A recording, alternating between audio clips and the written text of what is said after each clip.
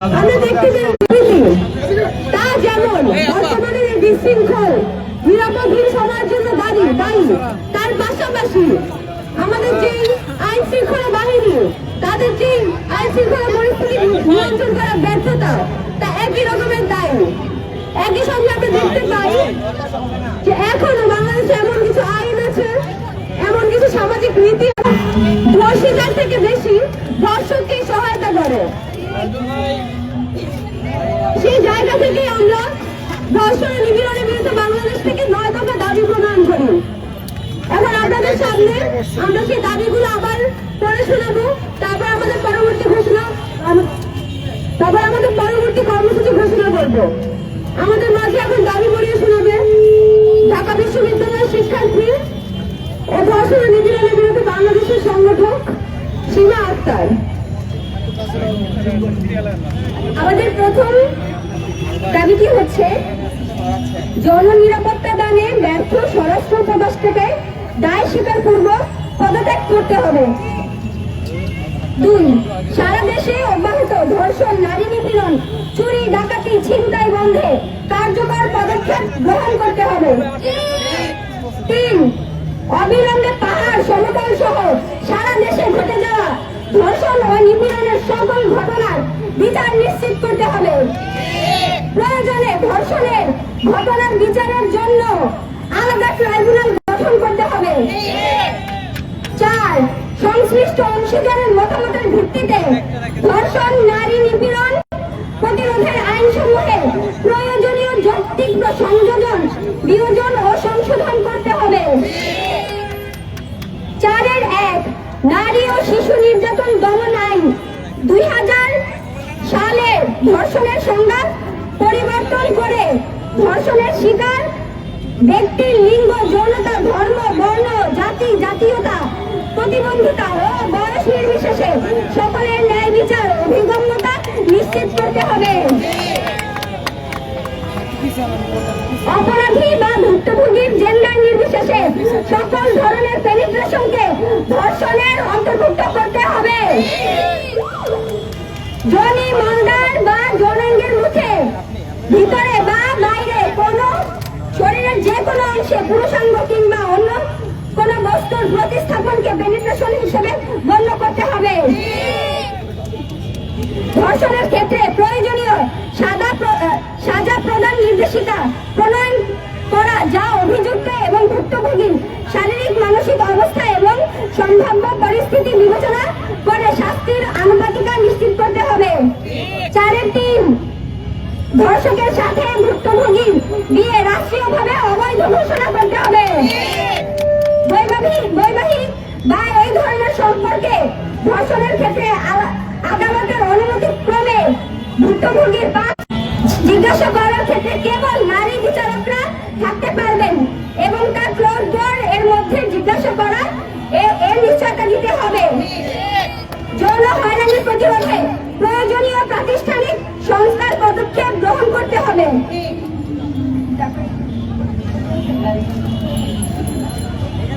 5-1 শিক্ষা প্রতিষ্ঠান ও কর্মক্ষেত্রে যৌন হয়রানি প্রতিরোধে হাইকোর্টের নীতিমালার গণতান্ত্রিক সংস্কার সাধন করে সকল শিক্ষা প্রতিষ্ঠান ও কর্মক্ষেত্রের জন্য যৌন নিপীড়ন বিরোধী সেল গঠন করে বাধ্যতামূলক করতে হবে। প্রতিষ্ঠানের অংশীজনদের প্রতিনিধিত্ব নিশ্চিত করে সেলের গঠন প্রক্রিয়া আইনে বিবৃত করতে হবে। সেলের কার্য প্রক্রিয়া স্বচ্ছ এবং অভিযুক্ত বা অভিযোগকারীর যে কোনো ধরনের ক্ষমতা প্রয়োগের আওতাভুক্ত রাখতে হবে। এটি নিশ্চিত করতে সেলকে প্রয়োজনীয় ক্ষমতা প্রদান এবং একই সাথে সেলের জবাবদিহিতা নিশ্চিতের বন্দোবস্ত করতে হবে। বিচার ও আইন ব্যবস্থার সাথে সংশ্লিষ্ট সকলের জেন্ডার সংবেদনশীলতার প্রশিক্ষণ নিশ্চিত করতে হবে। প্রাথমিক থেকে উচ্চ মাধ্যমিক পর্যায়ের পাঠ্যক্রমে জেন্ডার সংবেদনশীলতার পাঠ অন্তর্ভুক্ত করতে হবে। সম্মতি ও পছন্দের পরিষ্কার ধারণা দেয় লিঙ্গভিত্তিক সহিংসতা প্রতিরোধের তথ্য ও জ্ঞান প্রদান করে এমন পাঠ্যক্রমে অন্তর্ভুক্ত করতে হবে। ধর্ষণের কেস নেওয়ার নিয়ে যে থানাগত জটিলতা তা দূর করতে হবে। বিশেষ আইন অথবা বিশেষ সেল এর অধিকার বলে ধর্ষণের অভিযোগ যে কোনো থানা গ্রহণ করবে এবং কার্যকর ব্যবস্থা গ্রহণ করবে। 7. ভুক্তভোগী ও সাক্ষীকে সকল প্রকার সুরক্ষা প্রদানের জন্য 2011 সালে পরিচালিত সাক্ষী সুরক্ষা আইন পুনরায় পর্যালোচনা ও প্রয়োগ করা।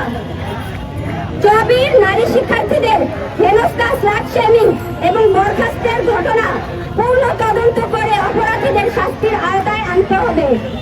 দায়িত্বপ্রাপ্ত কর্তৃপক্ষ স্লাট শেমিং করলে তাকে দায়িত্ব থেকে অব্যাহতি নিতে হবে।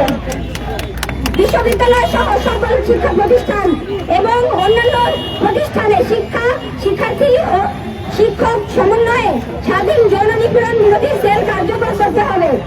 সেলে আবশ্যিক নারী সদস্য থাকবে। অপরাধ প্রমাণ সাপেক্ষে দোষীকে শাস্তি দেওয়ার ক্ষমতা উক্ত সেলকে দিতে হবে। আমাদের দাবিগুলো ধারাবাহিকভাবে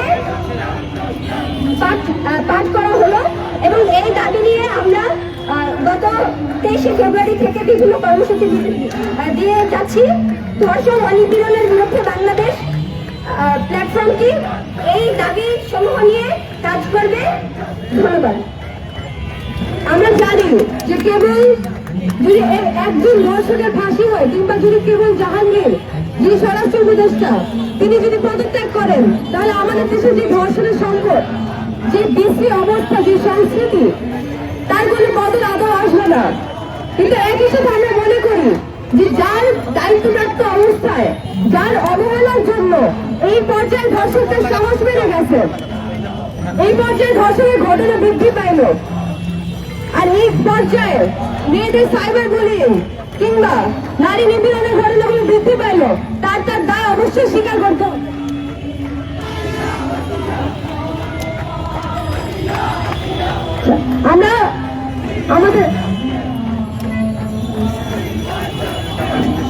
আমরা জানি আপনারা আমাদের জায়গা থেকে এই ধর্ষণের যে সমস্যা তা নিরসনের জন্য যৌক্তিক 9টি দাবি নিয়েছি, যার মধ্যে প্রথম দফাটি হলো এই মুহূর্তে আমাদের নিরাপত্তা দিতে ব্যর্থ স্বরাষ্ট্র উপদেষ্টা জাহাঙ্গীরকে পদত্যাগ করতে হবে এবং তিনি যদি পদত্যাগ না করেন, জাতির কাছে ক্ষমা চেয়ে পদত্যাগ না করেন, সেই ক্ষেত্রে তাকে অপসারণ করতে হবে।